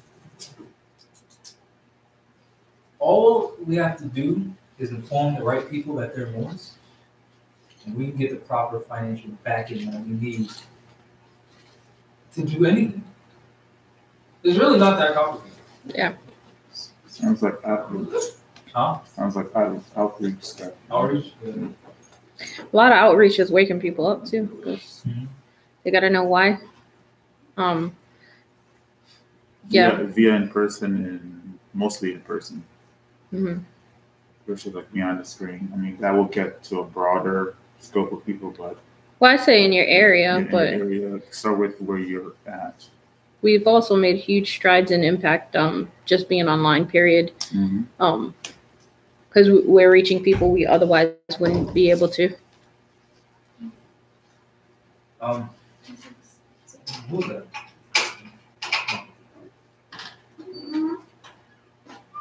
That's what I was gonna say. This open discussion about what was talked about, and we basically just need to wake people up, and or have active Moors down here. Start building a community, Move start out here. building Let's businesses. recolonize. When we do that, we gotta Funding. uploading our time between our temple and how we can benefit by uplifting ourselves to the point where it's visually stimulating to the point that people are attracted to us. So we got these curtains. Yes, it's great. Like, dope. What do you mean? Yeah. I just said it. I mean, but here's the thing, right? Yeah. We've been doing this for a little over a year. Mhm. We have a temple now. Yes. So obviously what we're doing at least works that much Yeah. Patience. So for us to not be bouncing around and bouncing around. It's coming. Bouncing. Library. Library. Yeah. Obviously works that much. We Yeah. also have, what? 4 cases dismissed on riseofthemoors.org website.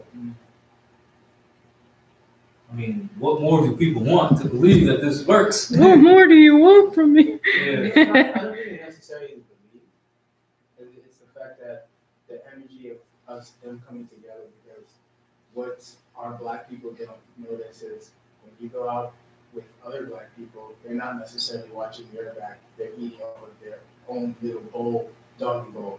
Mhm. When you have a bunch of other group of people that actually are like brothers and brethren of yours, and you go out and you just enjoy everything that's beneficial to the emotion, the energy, like watching each other's back without even trying to watch each other's back. Say, oh, bro, you dropped this. Mhm. That genuineness is what they don't see here. They see it on the camera, but if they were here to witness it, it changed. Yeah. That simplicity right there would change everything. Hmm. Yeah, that's So- what you need to come down here because it's to witness that. Even if you just come to witness it, if you can't stay, Yeah. to bring that, back to your area is just great because like you got Moors walking each other to the car. You could drop a stack of fiat and somebody's gonna tell you, hey, you dropped that, and not try to pocket it. Yeah. And we got a futon. Yeah. But I'm saying, Let me get MTV Cribs. Show the camera a little bit. This is how you think I walk like this. oh my god. No pillow. As I was saying, Oh my god. That's how you want to teach us this is class. top quality stuff. Yeah. That's caviar into our food done. That, ladies and gentlemen, humor at its finest. And Paintings and Zeke stuff. painted. Oh, Zeke, is that for sale? Yes, it Yay or is. nay? You got Moorish art. More Yeah. art. If you feel like that, you feel inclined to purchase, by all means. Hello, my name is Zeke Chalabay, running for protecting that guy, protecting, our people and women and our loved ones. It's nothing too serious and nothing too extravagant, but life is life. You go through it and you learn and you live. Yeah. Thanks. Zeke's gonna be Yeah. Zeke's gonna be selling paintings soon. In classes. Somebody said that's great art. Thank you. You're Yeah. a great person. And we got these curtains. So yeah, come on down. You got these You can be in class like this. Come write and notes. see these. Yeah. It's only going to get better. You see that painting there and you see that guy on the couch, it's only going to get better. And consort and people in here, trust me, y'all going to want to be, part of the Sultan's Agrabah street rallies and stuff like that, just jumping up and down. I could see it. Yeah. That priest thing inside me. It's nice that we could have a group of melanated people here, even in their disagreements, not get hostile and violent. Hell yeah. And yeah, we're pretty dope group of people. Yeah. That one part when it doesn't get too emotional and it's like you catch yourself before you get there and it's like, this is an intellectual conversation we're having about something that's going to benefit my future. Mm-hmm. Why don't I invest my intellect instead of my emotion? Yep. That's a great point. Let me read something that another Grand Chief said in New York. I watched it on YouTube and I was like, that's the best quote I've ever heard. Not really, but it's a great quote. Me lounging. Camera's all in. Let's say at the beginning of, look, is it? Oh, there it is. This is Grand Sheik Haru Ranzi L. I'm pretty sure he's in New York. Yeah. I think. Might be wrong. Let him hit us up and they can figure it out. I have him on Instagram. Where? Okay. He said commitment problems. That's Negro problems. That's really what it is. Because if you find something you know is good for you, that you need to be doing, and you can't commit to it, that's sin and disobedience. You should be a slave. That applies to everything. He said that on a YouTube lecture that I watched of his. So I just typed it word for word and put it in my book. And quoted him, so don't think I said these are why. That's so terrible. We never use words. Also, just right now we're just throwing out information. Points of interest that I think Moors should look into. This is chapter 11, Declaration regarding non-self-governing territories of the United Nations, Article 73. These are my scribbles on the back. Well done.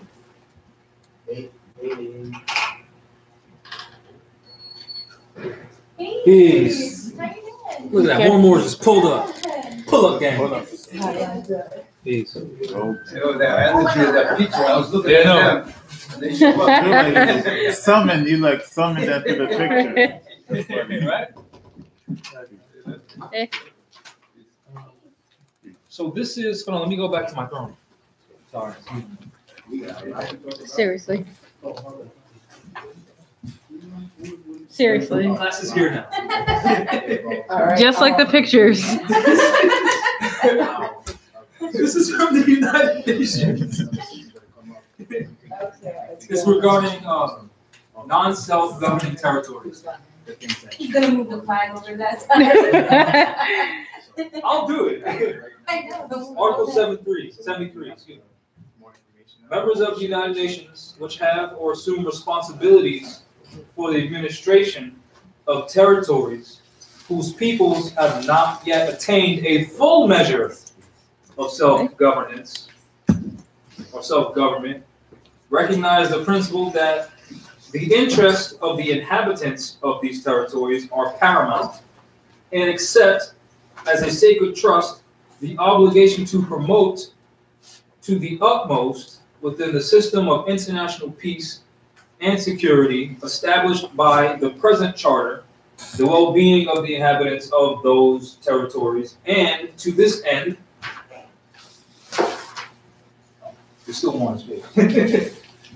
A, to ensure with due respect for the culture of the people concerned, their political, economic,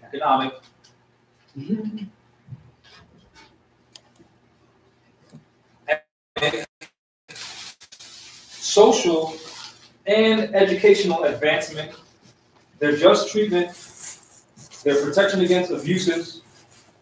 B, to develop self-government, to take due account of the political aspirations of these peoples, and to assist them in the progressive development of their free political institutions, Moorish Science Temple of America, according to the particular circumstances of each territory and its peoples and their varying stages of advancement. C, to further international peace and security. D, to promote constructive measures of development, to encourage research, and to cooperate with one another, when and where appropriate, with specialized international bodies, with a view to the practical achievement of the social, economic, and scientific purposes set forth in this article, and E, to transmit regularly to the Secretary General for information purposes, subject to such limitation as security and constitutional considerations may require statistical and other information of a technical nature related to economic, social, and educational conditions in the territories for which they are respectively responsible, other than those territories to which chapters 12 and 13 apply. So the United Nations has an article specifically for non-self-governing territories. Additionally, should we talk about the civic? Remember the UN civic stuff we were talking about? What are you talking about? The civil society, the UN. Oh, if you want to. I don't know if that's. I mean, just open discussion. The United Nations has a program for civic organizations. We can apply to be part of the UN's, I think it's GPO or something like that. Can't remember the acronyms, but we can be part of this civic organization and have access to like the library, the UN library in New York, certain like areas of the UN, if we apply as a civic organization to them and we get accepted. Some of the requirements is to produce a constitution and bylaws to them and proof that your organization has existed for more than 2 years. When was the Moorish Science Temple of America founded? 1930. That's more than 2 years. The Prophet already established the Constitution and bylaws. And he clearly stated that it's a civic organization. Now ask yourself this. Why isn't the Moorish Science Temple of America part of the United Nations?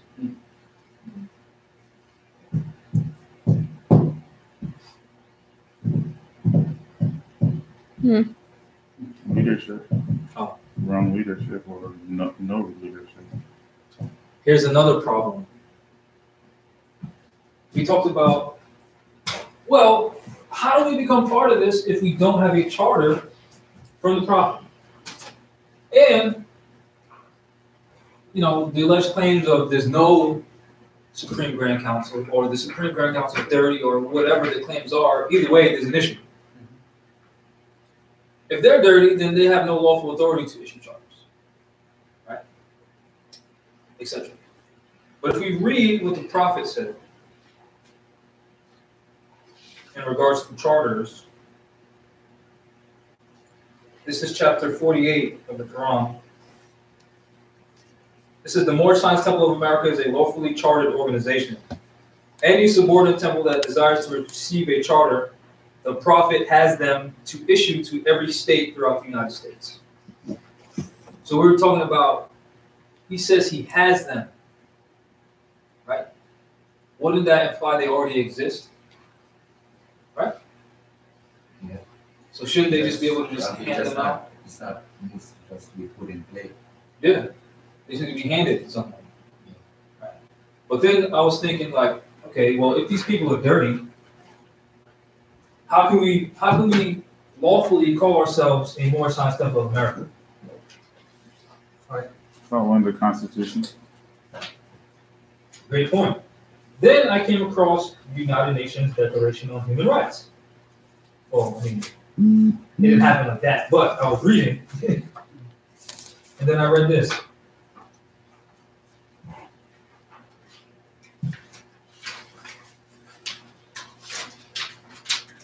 Article 21. Everyone has the right to take part in the government of his country, directly or through freely chosen representatives. So, if we can kind of relate that to our current condition, current condition, and relate that to masonry, because a lot of people know about masonry. There's two ways to become like an adept or master mason. It's either you go through their stages of, you know, the first degree, second degree, third degree masonry, or based on your status as an individual, meaning based on what you know, your competence in life, you can become an honorary 33 degree master mason. So in like analyzing that, I say, okay, you can either be chartered by the Prophet, right? Which you can go through the chambers and go through all those things. Or you can be elected by the people. Right? So I started to figure out, Since this is our land. Free national government. So Exactly. people elect their elected officials to do what the people want. So there's Exactly. no mincing words. It's just ridiculous. Exactly. And then the prophet said, you'll be able to cast a free national ballot in the state in which you live. The state is the group of Moors bound together by common law. Yeah. You casting your ballot is electing who you want to be the Grand Chief or who you want to be whatever it is that you want to be. It's a republic. So what the public enlists chosen official to do is what, by following the Constitution, then that should be done. Yeah. So in short, we can't necessarily say that I'm a Grand Chief of the Moorish Science Temple of America, because the Moorish Science Temple of America is a corporation and a founder, and only that founder and the body he puts in charge can bring charges, right, to be part of that. But being elected by the people, I can say I'm a national Grand Chief of the Moorish nation, which is the same thing. Tracking? Because even in the temples, the Grand Chief is supposed to be elected anyway. By the people. By the people. But yeah, that's just one thing. If you want to do your research on that, the United Nations civic society or civic organization or whatever, it'll definitely, if we're involved in that, it'll definitely give us a louder voice. You know what I mean? Like imagine Fez wearing Moors in the UN expressing our concerns publicly on that platform. Something to consider. Visibility. Exactly, visibility. And according to them, all non-self-governing territories should be protected in the utmost. So all we're gonna do is say, hey, we're trying to do this. Protect us now. Like you said you were going to do. And help us economically, like you said you were going to do. We're going to do our part because proof we've been doing it. We got the logbook for a whole year of people we've been teaching. We got cases to submit, proof that we're doing the work. We got books, we got all this stuff. We've been doing the work. So it's not like we're saying, hey, UN, we need all this stuff. No. Hey, UN, help us, help you, help us. Yeah, it's not technically they have to choose us based on a UN declaration that says you have to help us. So, like you said. Yeah, they said they have to help us. Yeah, so we're just saying we're ready for you to help us now. Yeah. Now with that, I know we need a lot of voice. So there's an event, if you want to write it down. There's an event July 12th to the 14th in New York. If you go on like Instagram and stuff like that, you'll see Moors posting about it. I posted about it. There's going to be a bunch of Asiatics there doing a class. Well, it's going to be a panel, to my knowledge. Red Pill's going to be there. Brother Riza Islam is going to be there. Ben X is going to be there. A few other people are going to be there. And I basically put out a request to be part of that panel. I got in contact with the coordinator, and she basically said I could be part of it. So I will be there, and I'll be bringing some of the information, like the cases that we got dismissed, to show up people like Moors just ain't no religious, bow down and pray and get nothing done. No, we're actually This is what I'm saying. standing on information, and it works. I'm being New York. Yeah, New York. You said July 4th? July 12th to 14th. It's Friday, Saturday, Sunday. 4th to the 14th? 12th. Oh, 12th and 14th.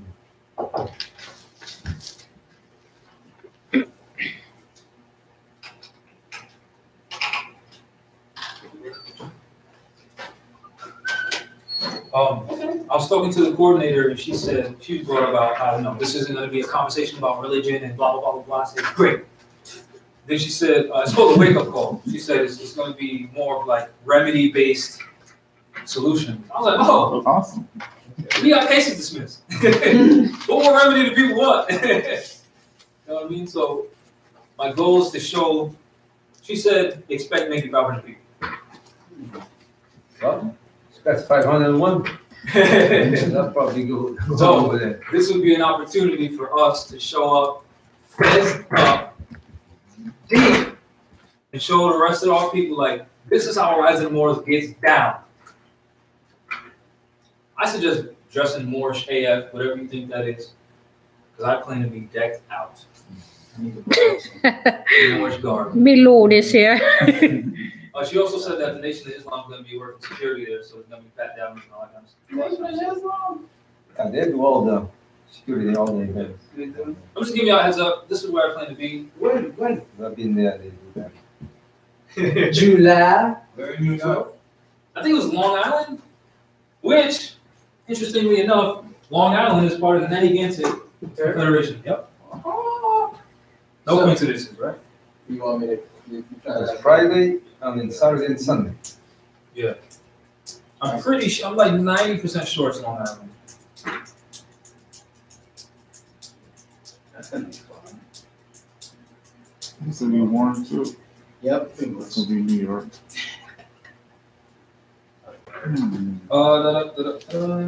It's going to be July 12th to the 14th, 2 p.m. to 7 p.m.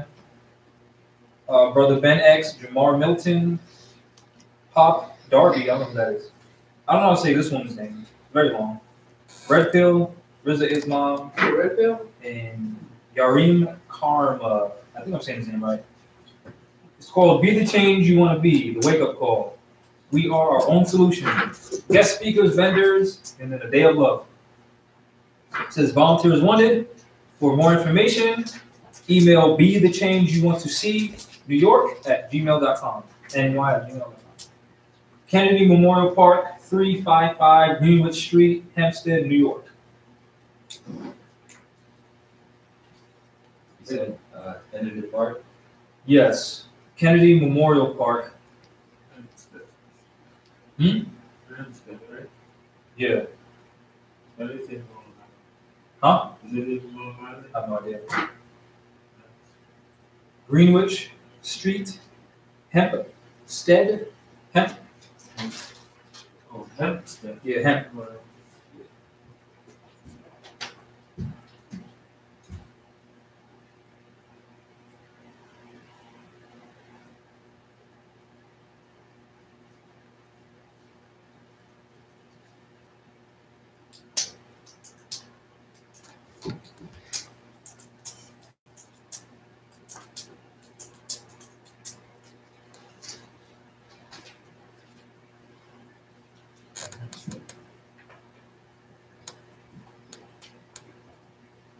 Vendors are allowed, so if you want to like sell whatever you got, email this person.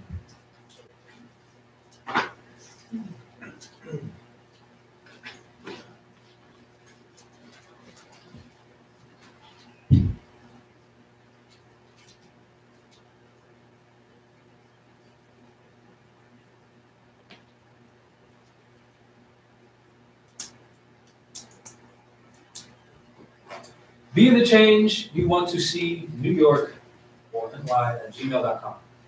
She said that vendors, are allowed. So if you want to vend, I'm pretty sure you have to ask her. She's the coordinator and blah, blah, blah. Also, feel free to let her know that I informed you about the event so that she knows that blah, blah, blah. Any questions? The email is be the change you want to see New York at gmail.com. NY, yeah. Okay. Also, visit riseofthemoors.org. We got organic soap for sale. We also have books, other classes. Our new book's going to be dropping soon. Also, just a little insider. Let me show this real quick.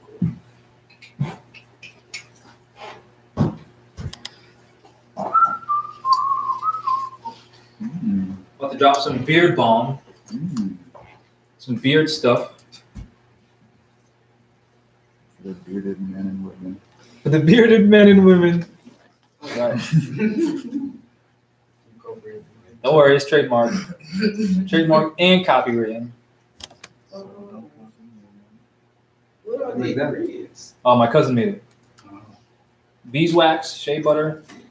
Well, I guess it's not vegan because it has beeswax in it. I didn't say vegan, right? I said organic. Yeah. It's organic.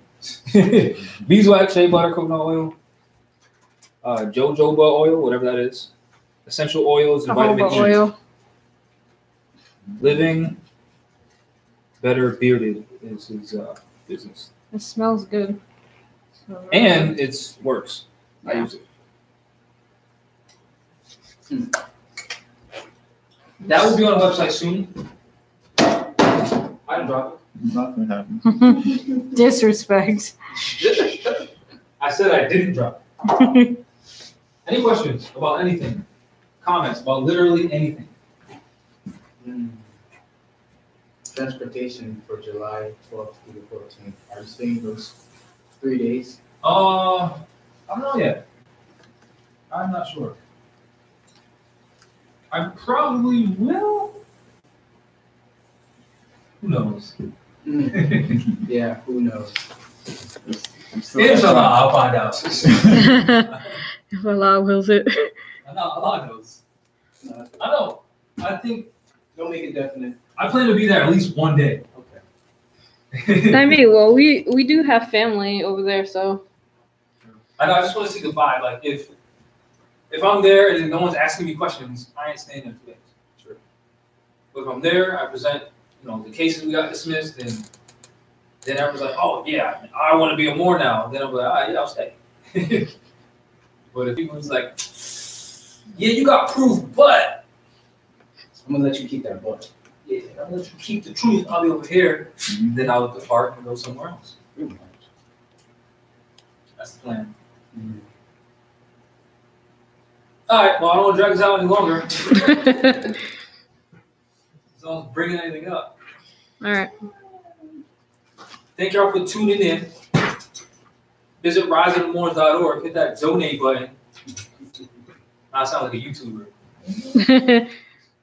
Hit that donate button. Help support the stream and all that. And the link down below. The link is down below in the description. Actually, it is. At the end of the video, watch the other video that's linked. The videos. Subscribe, Yeah, rate, subscribe, comment. all that. Hit that donate button. If you got $1, donate it. If you got gold and silver, donate that too. Bitcoin, we accept. Yeah, we accept all that. Peace. Peace.